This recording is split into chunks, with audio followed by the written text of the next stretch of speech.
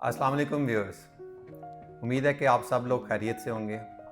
आज के वीलॉग में हम लोग जो डीएचए लाहौर और कुछ पोर्शन ग्वादर इसको डिस्कस करेंगे और करंट इनमें क्या अमेंडमेंट्स आई हैं, रेट्स में क्या चेंजेस आई हैं, कोई चेंजेस आई हैं या नहीं आई हैं, लोगों का ट्रेंड क्या है, मार्केट किस तरह से बिहेव कर रही है और मार्केट कैसे बिहेव करेगी, हमें क्या करना चाहिए, उसके बारे में चीज़ों को डिस्कस करेंगे। तो दोस्तों एक्चुअली जो गल्फ़ वॉर है, लाइक ईरान, अमेरिका और इज़राइल की जो वॉर है, ये फ़िलहाल तो ऐसे लगता है जैसे शायद क्लोज़ होती नज़र नहीं आ रही। अल्लाह करे ये क्लोज़ हो जाए और क्लोज़ होने में सबकी बेहतरी है, बट अपरेंटली लगता है ऐसे जैसे थोड़ी सी प्रोलॉन्ग करेगी।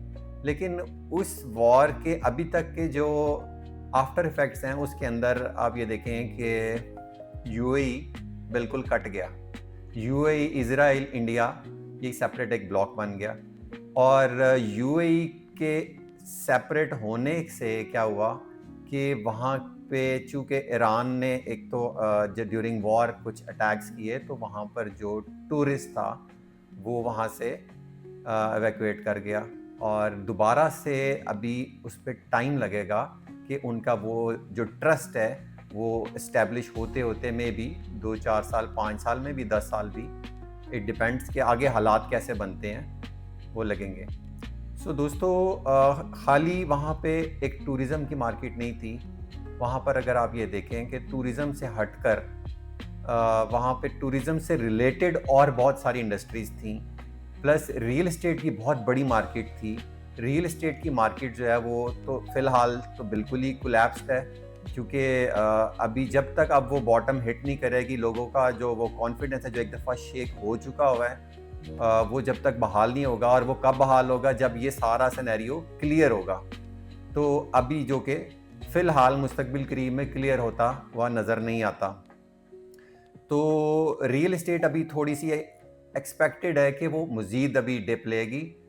जब वो स्टेबल हो जाएगी, कुछ लोग इसमें इंटरेस्ट लेंगे कि गिरी हुई मार्केट में बाय करें, बट उसमें उसके साथ साथ पैरेलल ये भी डिपेंड करता है कि जब आपने वहाँ पर बाय करने के लिए जाना है तो उसको दोबारा रीगेन होते हुए, वो ट्रस्ट दोबारा से इस्टेब्लिश होते हुए कितना टाइम लगेगा।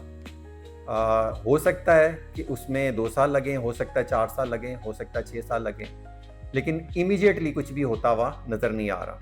उसकी रीज़न ये है कि हाई राइज बिल्डिंग बहुत सारी बनी हुई हैं और जब ये हालात जंग वाले वो वर्स की तरफ जा रहे हैं और ऑलरेडी जैसे जैसे वो गए हैं उसमें मोस्टली जो टूरिस्ट था वो निकल गया, इवन वहाँ से रेजिडेंट्स भी निकल गए, जो इन्वेस्टर्स थे वो निकल गए।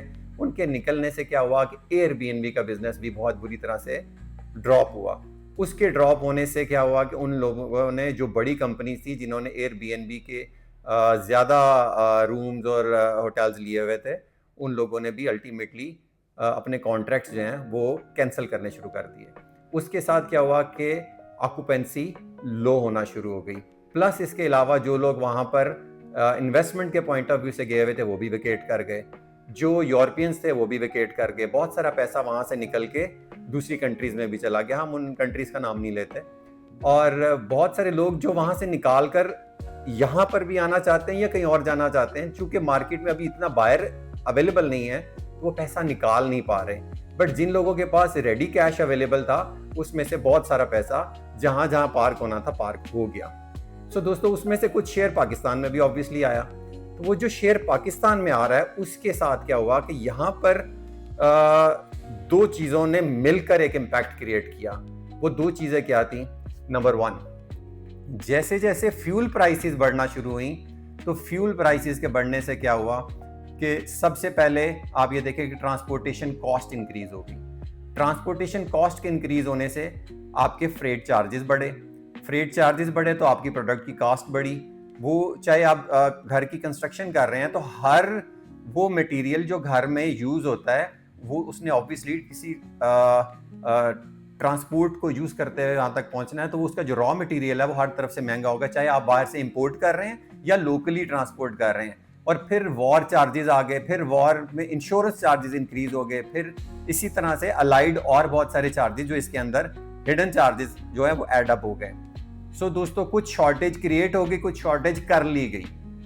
अब उससे क्या हुआ कि आपको पता ही नहीं है कि सुबह रेट क्या होगा और शाम को रेट क्या होगा।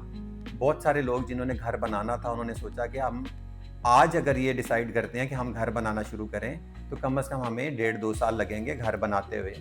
बट इन सर्कमस्टांसिस में हमें ये पता ही नहीं है कि हमारी कॉस्ट क्या आएगी। हर बंदे का एक लिमिटेड बजट है। उस लिमिटेड बजट के अंदर जब आपने घर को कंप्लीट करना है तो वो आप यूं नहीं कर पाते जबकि आपको पता ही नहीं है कि कल इस प्रोडक्ट की कॉस्ट क्या होगी, परसों कॉस्ट क्या होगी, महीने बाद क्या होगी और 6 माह बाद क्या होगी। सो अल्टीमेटली टोटल प्रोजेक्ट की जो कॉस्ट है वो बिल्कुल ही डिफरेंट होगी जो आपने आज पहले दिन कैलकुलेट की, चूंकि आपने आज की प्राइसेस के अकॉर्डिंगली कैलकुलेट की। जबकि यहाँ पर तो रोज बरोज फ्यूल की प्राइसेस चेंज होने के साथ और कुछ शॉर्टेजेस होने के साथ साथ रेट चेंज होते चले जा रहे हैं। कुछ गवर्नमेंट इलेक्ट्रिसिटी को चेंज करती चली जा रही है, उनकी जैसे जैसे कॉस्ट बढ़ती जाएगी तो हर चीज़ की ओवरऑल जो कॉस्ट है वो इंक्रीज होती जाएगी। तो इस ऐसे मौके के अंदर बेहतरीन फैसला उन लोगों ने लिया जिन्होंने ये सोचा कि क्यों ना हम बना बनाया घर ले लें। जिन लोगों ने वो बने हुए घर लिए, बहुत अच्छा डिसीजन लिया। रीजन बीइंग कि उनकी कॉस्ट तो आज लॉक हो गई। जो भी प्राइस है, 2 है, 4 है, 10 है, 20 है, उन्होंने अपनी प्राइस को आज लॉक कर लिया। जबकि अगर आज वो घर बनाते तो हो सकता है जो कैलकुलेट वो करते कि मैंने एक चीज़ से 10 करोड़ में बनानी है तो हो सकता है वो 12 करोड़ में भी कंप्लीट ना होती, या हो सकता है वो 11 में हो जाती, मे बी 10 में भी होती। बट अपरेंटली जो हालात हैं उसके अंदर ऐसा लगता नहीं है कि जो प्राइसेस आज आप कैलकुलेट करेंगे उसके मुताबिक एज इट इज़ वो थ्रू भी हो जाएंगी।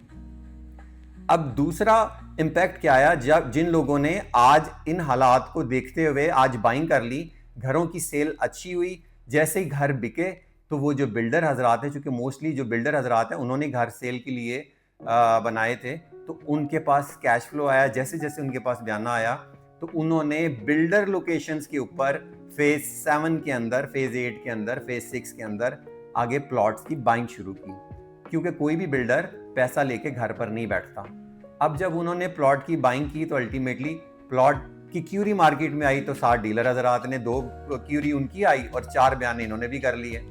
तो अल्टीमेटली क्या हुआ कि मार्केट में इतनी ज़्यादा अवेलेबिलिटी अच्छी लोकेशन की नहीं होती जहाँ पे बिल्डर घर बनाकर बेच सकता हो। प्लॉट्स तो बहुत सारे अवेलेबल होते हैं बट जो बिल्डर लोकेशन के प्लॉट है वो लिमिटेड होते हैं। तो फेज 7 के अंदर इस वक्त अप्रॉक्सीमेटली 20 लाख से लेके 30-35 लाख का प्राइस के अंदर फर्क आ गया है बिल्डर लोकेशंस के अंदर। सो इट डिपेंड्स कि आपका ब्लॉक क्या है और उसकी लोकेशन क्या है।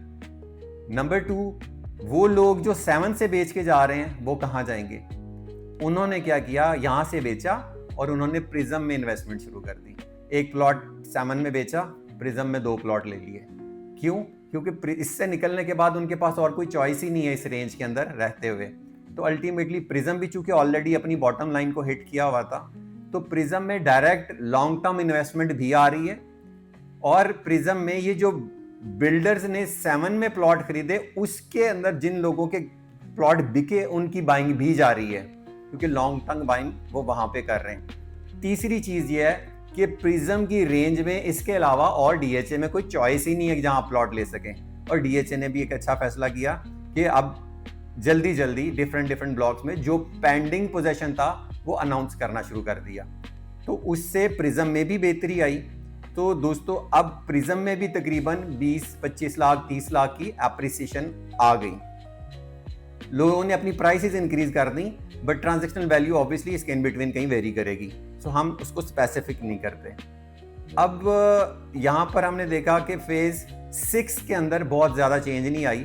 रीजन बीइंग कि ज़्यादा बिल्डर अब 6 की निस्बत 7 को प्रेफर कर रहा है। हम बात कर रहे हैं कि ज़्यादा परसेंटेज, क्योंकि 6 अब हायर बजट में आ गया है तो वो लिमिटेड लोग हैं जो 6 में कर रहे हैं। ज़्यादा बिल्डर 7 में जा रहा है और 7 में से लोग निकल के फिर प्रिज्म में जा रहे हैं, तो ये एक चेंज चल रही है। इसी के साथ साथ आप देखें इस दफ़ा फाइल्स को फ़र्क नहीं पड़ा।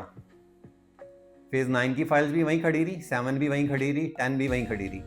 ये बहुत अच्छी बात है, यानी सॉलिड काम हो रहा है। तो जब आप ऑन ग्राउंड चीज़ों के ऊपर काम करेंगे, सॉलिड चीज़ों पे काम करेंगे, तो मार्केट के रिवर्स होने के चांसेस कम होते हैं। हाँ, इसमें एक सजेशन है, डीलर भाइयों के लिए कि दोस्तों एंड यूजर बेस्ड वर्किंग करें, सिर्फ बयाने में ना चले जाएं। अगर हम बहुत ज़्यादा बयाने अपनी कैपेसिटी से बढ़ के करेंगे, आपकी अगर कैपेसिटी 10 की है तो आप करें 10, लेकिन अगर आपकी कैपेसिटी 5 की है तो आप 10 बयाने करेंगे तो मार्केट फिर बैठ जाएगी, फिर आप पीछे करेंगे, मार्केट चलती नहीं है। मार्केट को बिठाने में, मार्केट का बेड़ा गर्क करने में हम लोगों का अपना ही बहुत बड़ा हाथ है। तो कोशिश करें कि बाकी लोगों को भी साथ लेकर चलें, और जो काम आप कर रहे हैं वो अपनी पसली के अंदर अपनी कैपेसिटी को देखते हुए ज़रूर करें और टगा के करें। और उम्मीद है कि हम इसी तरह पॉजिटिव चलते रहें, और अगर ये चेन इसी तरह चलती रही और गवर्नमेंट ने कोई इसमें एमनेस्टी दे दी या कोई पॉजिटिव न्यूज़ आ गई लाइक रिगार्डिंग टैक्सेस, लाइक कोई विदहोल्डिंग टैक्स फर्दर रिड्यूस हो जाता है या स्टैम्प ड्यूटी रिड्यूस हो जाती है या कोई भी पॉजिटिव न्यूज़ आती है, तो ये मजीद इसमें समझे सोने पे सुहागा वाली बात हो जाएगी, तो मार्केट और बेहतर होगी। जबकि गवर्नमेंट को चाहिए भी कि इस सेक्टर को, जो कि बहुत देर से ड्यू इसकी इम्प्रूवमेंट है, वो इसको यहाँ पर इसको एक इनिशियल बूस्ट दें, बाकी काम ये खुद कर लेगी। और तीसरी चीज़ ये, अब हम अगर डिस्कस करते हैं तो DHA भावलपुर फिलहाल एंड यूज़र बेस्ड वर्किंग है, बट एज सच प्राइसेस में कोई चेंज नहीं है। DHA मुल्तान भी एज सच प्राइसेस में कोई ख़ास चेंज नहीं है। DHA कोयटा स्लाइड सी चेंज है, लेकिन वंस अगेन मैं यही कहूँगा कि सॉलिड खेलें, क्योंकि कोयटा में ऐसा अगर हम जनरल देखें तो पूरे कोयटा की प्राइसेस नीचे आ रही हैं। टेम्परेली अभी हमारे कोयटा की यहाँ पे प्राइसेस आल दो समझें 1.5-2 लाख बढ़ी है, बट थोड़ी सी इम्प्रूवमेंट ज़रूर है। बट जो लोग लें सोच समझ कर लें, शॉर्ट टर्म में प्लान ना करें, अपना प्लान कम से कम 6 महीने 8 महीने का रखें। हाँ, फिर इसमें भी इशू नहीं है। लेकिन अगर आप कहते हैं कि मैंने अभी फौरी महीने 2 महीने में कोई सट्टा खेल लेना है, तो वो आप जुआ खेल रहे हैं। तो जुए में तो फिर आपको पता है वो किसी का नहीं होता, कुछ भी हो सकता है। तो दोस्तों, अगली वीडियो तक के लिए आपसे इजाज़त चाहूँगा। अल्लाह हाफ़िज़।